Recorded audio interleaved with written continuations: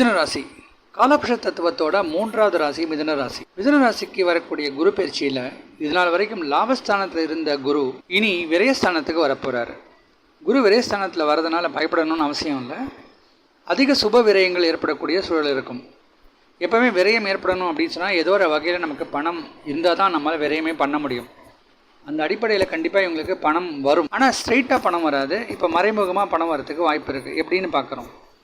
12ஆம் இடத்துல இருக்கக்கூடிய குரு தன்னுடைய 5ஆம் பார்வையாக 4ஆம் இடத்தை பார்க்குறதால எதிர்பாராத சொத்து வரவு, பங்கு சந்தையில் லாபம், நம்ம இன்வெஸ்ட் பண்ணுற ஃபினான்ஷியல் செக்டார்ஸ்லாம் நாம் லாபம் பார்க்கக்கூடிய ஒரு யோகம் இருக்கும். இப்போ எஃப்டியில் பைசா கிடைக்கும், மியூச்சுவல் ஃபண்டு ஷேர்ஸ்லலாம் நல்ல ரிட்டர்ன்ஸ் கிடைக்கிறதுக்கான ஒரு காலகட்டமாக இருக்கும். இப்போ ஸ்ட்ரைட்டாக லாபம் இல்லாமல் மறைமுகமான லாபம் நமக்கு கிடைக்கிறதுக்கு சான்சஸ் இருக்குது. அதே போல் ஒரு சிலருக்கு சொத்து சேர்க்கை ஏற்படும். ஒரு 2 வீலர் 4 வீலர்லாம் வாங்குறதுக்கு